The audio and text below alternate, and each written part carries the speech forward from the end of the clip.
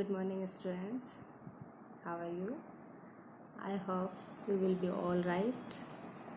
Welcome to an e-learning class. Myself, Manjula Mas, Hindi teacher.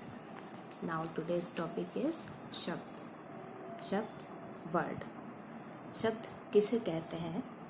तो शब्दों के शब्द हैं, वो क्या होते हैं? जो हम बोलते हैं वही शब्द है, लेकिन उसका एक मीनिंग होना चाहिए, एक अर्थ होना चाहिए, उसका एक शाब्दिक अर्थ होना चाहिए। ये नहीं कि हमने कुछ भी बोल दिया तो वो सारे शब्द हो गए। शब्द ये नहीं होते हैं, शब्द का अर्थ होना चाहिए। और इसकी परिभाषा आप देखेंगे कि वर्णों के मेल से, ठीक है, किसके?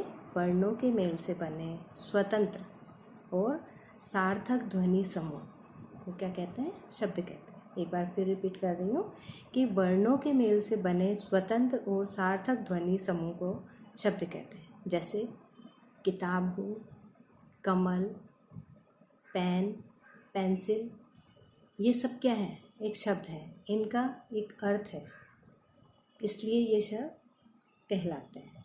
ठीक है, अब हम शब्दों के प्रकार पढ़ेंगे कि शब्द कितने प्रकार के होते हैं। जैसे कि शब्द वैसे तो दो प्रकार के होते हैं, सार्थक शब्द और निरर्थक शब्द। सार्थक शब्द, सार्थक जैसे नाम से ही समझ में आता है कि जिसका एक अर्थ होता है। सार्थक शब्द जिसका एक अर्थ होता है उसे सार्थक शब्द कहते हैं। और निरर्थक शब्द, वे शब्द जिनका कोई अर्थ नहीं होता, वो निरर्थक शब्द कहलाते हैं। तो इसी तरह से जैसे कि जिन शब्दों का कोई अर्थ होता है वो सार्थक शब्द कहलाते हैं। जैसे कि लड़का हुआ, किताब है, पेन है, पेंसिल है, ठीक है, मेज है, ये सब क्या है? सार्थक शब्द है। और निरर्थक शब्द जैसे कि जिन शब्दों का कोई अर्थ नहीं होता वो निरर्थक शब्द। जैसे अपन इजी लैंग्वेज में बोल सकते हैं कि पानी वानी। अब पानी क्या है? एक सार्थक शब्द है, क्योंकि उसका अर्थ है।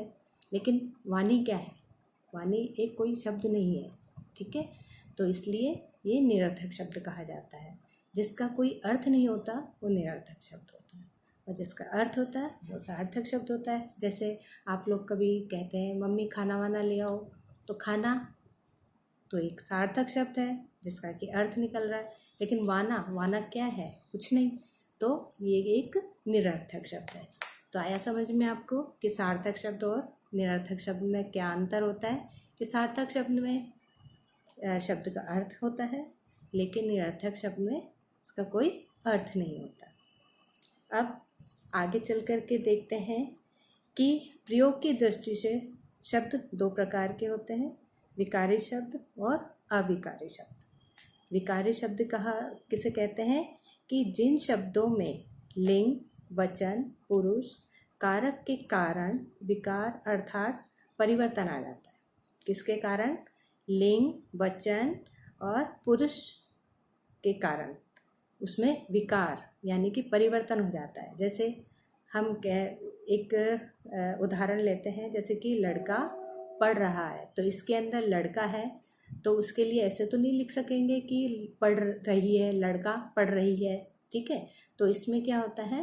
परिवर्तन हो जाता है। जैसे लड़का है तो उसके साथ रहा है, रही है, इस तरह से रही आएगा नहीं, रही लड़की के लिए आएगा, लड़के के लिए रहा आएगा।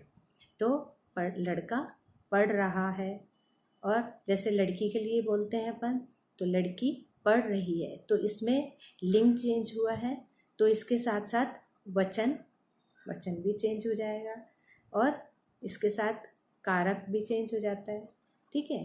तो ये हो जाते हैं विकारी शब्द, यानी कि जिन शब्दों में लिंग, वचन, पुरुष, कारक के कारण विकार अर्थात यानी कि परिवर्तन आता है। तो विकारी यानी परिवर्तन होना। तो किन किन चीज़ों में होता है? एक तो लिंग में, वचन में और पुरुष में, इन सब में चेंज हो जाता है, परिवर्तन आ जाता है, तो उन्हें विकारी शब्द कहते हैं। और सेकंड है अविकारी। अविकारी शब्द यानी कि कोई परिवर्तन नहीं होता, विकारी यानी परिवर्तन होना, अविकारी कोई परिवर्तन नहीं होना। तो अविकारी शब्द क्या होते हैं? जिन शब्दों में लिंग, वचन, पुरुष, कारक के कारण विकार अर्थात परिवर्तन नहीं आता है, वो क्या कहलाते हैं? अविकारी शब्द कहलाते हैं। जैसे लड़का है, चल रहा है। अब वो कैसे चल रहा है? तेज तेज चल रहा है या धीरे धीरे चल रहा है?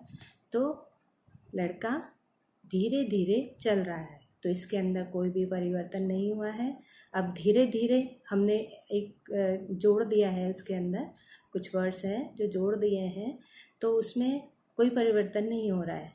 इसी के अंदर लड़की धीरे धीरे चल रही है। अब यही जो धीरे धीरे है हम लड़की के लिए यूज़ भी कर सकते हैं, जैसे कि लड़की धीरे धीरे चल रही है, लड़का धीरे धीरे चल रहा है। तो जो धीरे धीरे शब्द जो हमने जोड़ा है उसमें उसके कारण किसी भी तरीके से कोई भी परिवर्तन नहीं हो रहा है, क्योंकि वो लड़के के लिए भी चल सकता है और लड़की के लिए भी चल सकता है। वो जैसे बच्चे तेज तेज भाग रहे हैं।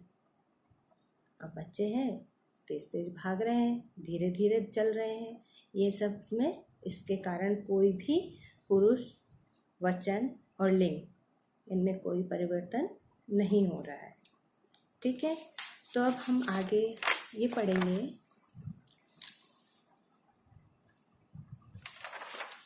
अब आपका जो इसमें मैं होमवर्क देने जा रही हूँ वो यही है कि शब्द किसे कहते हैं, इसकी परिभाषा आपको लिखनी है।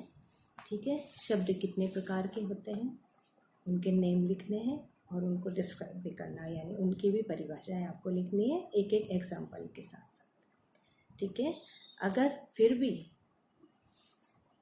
कोई प्रॉब्लम होती है तो मैं एक बार फिर रिपीट कर रही हूँ कि उसकी परिभाषा आप देख लीजिए कि शब्द वर्णों के मेल से बने सार्थक और स्वतंत्र ध्वनि समूह को शब्द कहते हैं, जैसे कि किताब, तालाब, आकाश, पेड़, तारे, ये सब शब्द कहलाते हैं।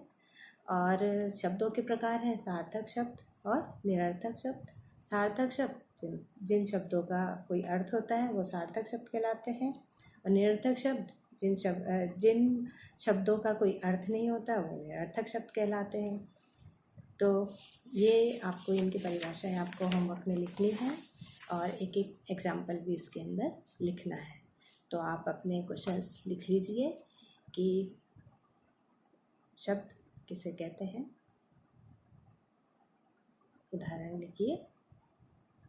और सेकंड है शब्द कितने प्रकार के होते हैं, एक एक उदाहरण सहित समझाइए।